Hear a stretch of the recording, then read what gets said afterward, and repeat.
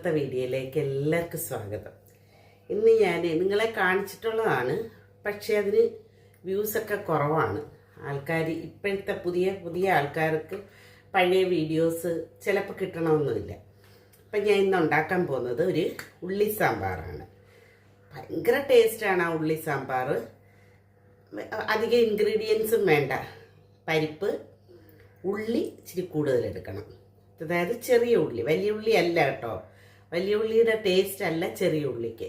ചെറിയ ഉള്ളിക്കാണ് കുറച്ച് ടേസ്റ്റ് കൂടുതൽ. അപ്പം ചെറിയ ഉള്ളി, അല്പം വെളുത്തുള്ളി, പിന്നെ കായം നോർമൽ സാധാരണ നമ്മൾ സാമ്പാറിന് ചേർക്കുന്ന എല്ലാ ഐറ്റംസുമാണ് ഇതിന് ചേർക്കുന്നത്. അപ്പം നമുക്ക് വീഡിയോയിലോട്ട് പോകാം. ഞാൻ ദോശയ്ക്കുള്ള മാവ് അരി ആട്ടി വെച്ചിട്ടുണ്ട്. അപ്പോൾ നമുക്ക് ഡയറക്റ്റ് വീഡിയോയിലോട്ട് പോകാം. ഉള്ളി സാമ്പാർ വെക്കുന്നതിനായിട്ട് കുറച്ച് നമ്മുടെ രാജാവ് കുക്കറിൻ്റെ, എൻ്റെ 5 ലിറ്റർ 2 കുക്കറുണ്ട്. എനിക്ക് രാജാക്കന്മാരാണത്.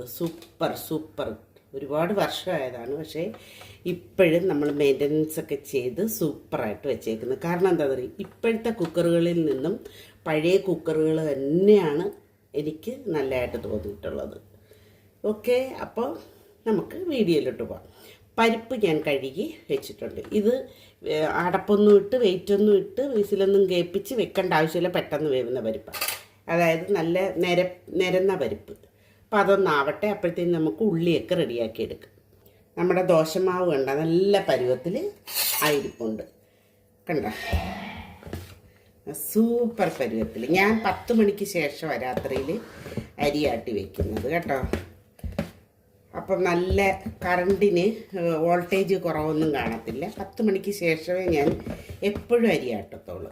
ഇതിനകത്ത് ഉപ്പിട്ടൊന്ന് കുഴച്ച് വെക്കാം. നമുക്ക് എല്ലാവർക്കും അറിയാവുന്ന കാര്യമാണെങ്കിലും നമ്മൾ ചില ആൾക്കാർ ഉപ്പ് കുഴച്ച് എന്ന് വെക്കുന്നതാണ്, ചിലർ മിക്സ് ചെയ്ത് വെക്കുന്നതാണ്. പക്ഷെ ഞാൻ അങ്ങനെയൊന്നുമല്ല, മിക്സ് ചെയ്യത്തില്ല. ആദ്യം ആട്ടുന്നത് ഉഴുന്നായിരിക്കും. ഉഴുന്നാട്ടി ഒഴിച്ചതിന് ശേഷം നമ്മുടെ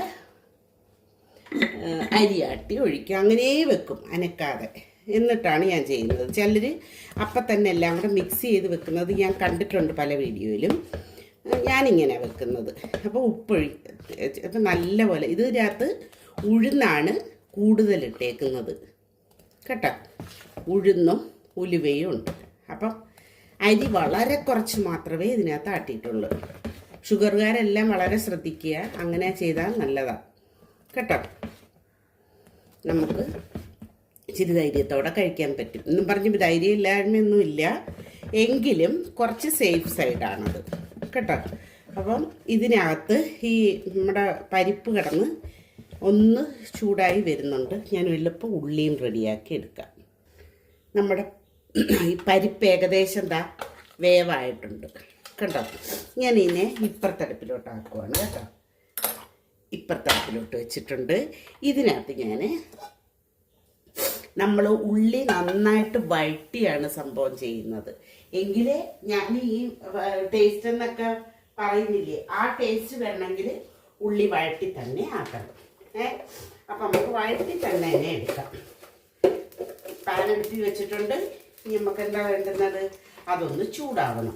ചൂടായിട്ട് നമുക്ക് വെളിച്ചെണ്ണ ഒഴിച്ചു കൊടുക്കാം കേട്ടോ. വെളിച്ചെണ്ണ ഒഴിച്ചു കൊടുത്തിട്ട് വെളിച്ചെണ്ണ ചൂടാകുമ്പോൾ നമുക്ക് കടുക് പൊട്ടിച്ച് നോർമൽ സാധാ രീതിയിൽ നമ്മളെങ്ങനെയാണോ അത് ചെയ്യുന്നത് അതേ രീതിയിൽ ചെയ്യാം. നമ്മളങ്ങനെയൊക്കെ ചെയ്യുമ്പം എണ്ണ ഇപ്പം ചൂടായിട്ടുണ്ട്. അപ്പം നമുക്ക് വെളിച്ചെണ്ണ തന്നെ ഒഴിച്ചു കൊടുക്കാം. കുറച്ചധികം വെളിച്ചെണ്ണ ഒഴിക്കണേ. കാരണം എന്താണെന്നറിയാം, ഉള്ളി ഒന്ന് വഴണ്ട് കിട്ടണം. നമുക്ക് ഒന്ന് ചൂടാവട്ടെ. ഇപ്പം എണ്ണ ചൂടായി വരുന്നു. നമുക്ക് കടുക് ഇട്ട് കൊടുക്കാം. പരിവായി കിടക്കുവാണ് നമ്മുടെ പരിപ്പ്. അങ്ങനെ തന്നെ കിടക്കട്ടെ. അപ്പം ഇതിനകത്ത് നമുക്ക് കടുകിട്ട് കൊടുക്കാം ഇല്ലേ. കടുക് ക്ഷമ ഉണ്ടായിരുന്നു. കടുകിട്ട് കൊടുത്ത് ഇനി നമ്മൾ ചെയ്യുന്നതെന്ന് വെച്ചാൽ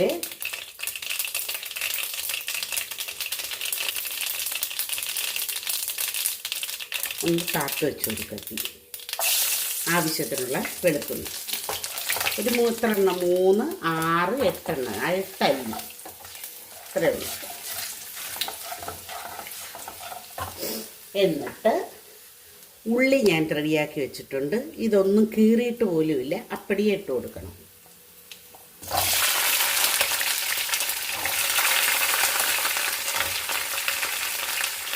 ഇത് അരിയുന്ന ഇതൊന്ന് വൃത്തിയാക്കി എടുക്കുന്ന പാട് മാത്രമേ ഉള്ളൂ ഈ സാമ്പാർ വെക്കുന്നതിന്. അതായത് അതിനെ ഒന്ന് ഉള്ളിയൊക്കെ ഒന്ന് തൊലി കളഞ്ഞെടുക്കുന്ന ഒരൊറ്റ ജോലിയേ ഉള്ളൂ. പിന്നെ എളുപ്പമല്ല കേട്ടോ.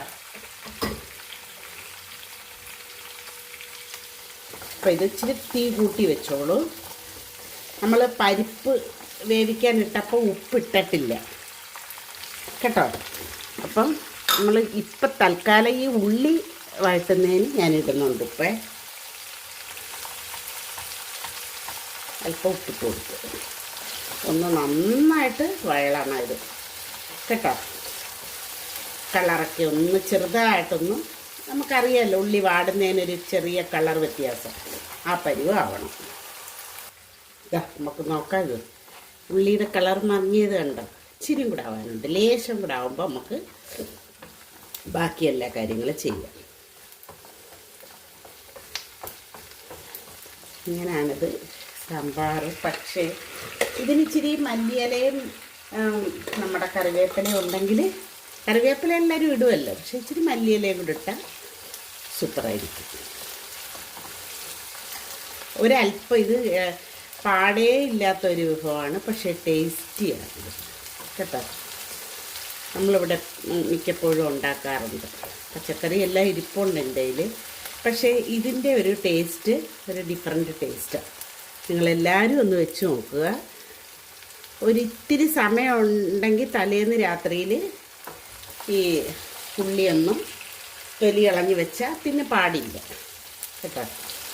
അപ്പം ഏകദേശം പരുവായിട്ടുണ്ട്. നമുക്ക് ഈ പരുവത്തിൽ ബാക്കി സാധനങ്ങളൊക്കെ ചേർത്ത് കൊടുക്കാം.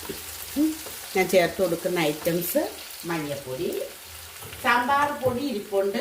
പക്ഷെ ഞാൻ അങ്ങനെ സാമ്പാർ പൊടി മേടിക്കാത്തവരുണ്ടല്ലോ, അപ്പം അതിന് വേണ്ടിയിട്ട് അല്പം മഞ്ഞൾപ്പൊടി ഈ പരിപ്പിനകത്തൂടെ ഇടുക കേട്ടോ. ഒന്നിളക്കി കൊടുക്കുക.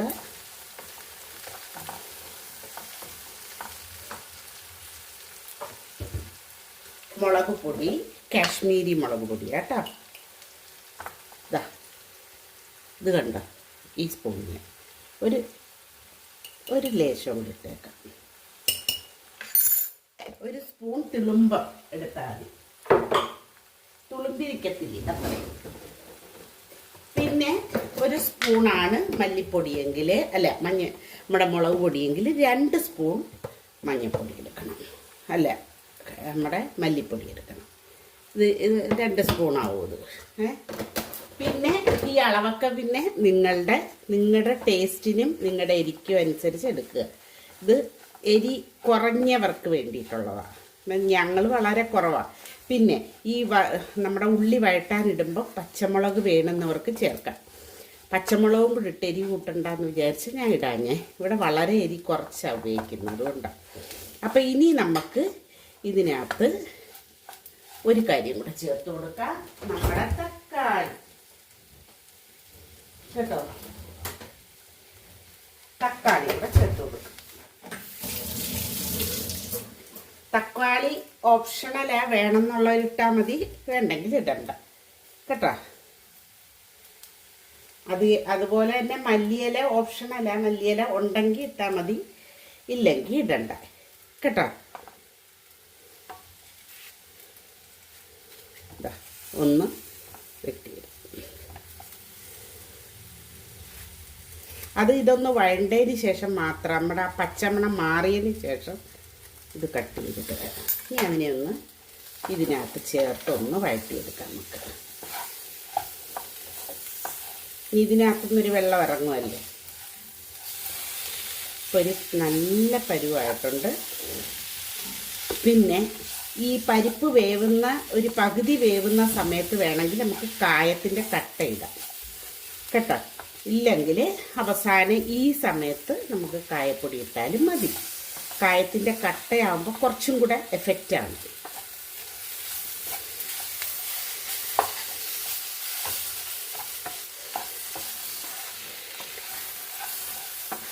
ഇപ്പം തീർന്ന് പരുവമായിട്ടുണ്ട്. നമുക്ക് ഇതിനകത്തോട്ട് തട്ടി ഇനി എല്ലാം കൂടെ മിക്സായി ഒരു വേവുണ്ടല്ലോ, അതിന് വേണ്ടിയിട്ട് നമുക്ക് ഇതിനകത്ത് ചേർക്കാം. അപ്പം ഞാൻ പരിപ്പിൻ്റെ അടുത്ത് വെച്ചു. തീ കൂട്ടി കൊടുക്കുക. നമ്മുടെ ഈ കൂട്ടെല്ലാം കൂടെ തട്ടിയിട്ട് കൊടുക്കുക. കണ്ടോ, സൂപ്പർ സാമ്പാറായത്. നിങ്ങളെല്ലാവരും ട്രൈ ചെയ്ത് നോക്കുക. ഇനി ഇതിനകത്തിരുന്നതൊരു എല്ലാം കൂടെ മിക്സ് ആവുന്ന ഒരു പരുവമുണ്ട്. ഒന്നാവട്ടെ, കാണിച്ചു തരാം. പരിപ്പിന് നമ്മൾ ഉപ്പിട്ടിട്ടില്ലായിരുന്നു. ഉപ്പ് നോക്കിയതിന് ശേഷം നമ്മുടെ ഉള്ളിക്ക് നമ്മൾ വഴട്ടാൻ നേരം ഇട്ടിട്ടുണ്ട്. ശരി, നല്ല കൺസിസ്റ്റൻസി ഒക്കെ കറക്റ്റാണ്. ഇനി നമുക്ക് ആവശ്യത്തിന് ഉപ്പും പുളിയും ചേർത്ത് കൊടുക്കാം. ഉപ്പിട്ട് പുളിയും കൂടെ ചേർത്ത് കൊടുക്കാം.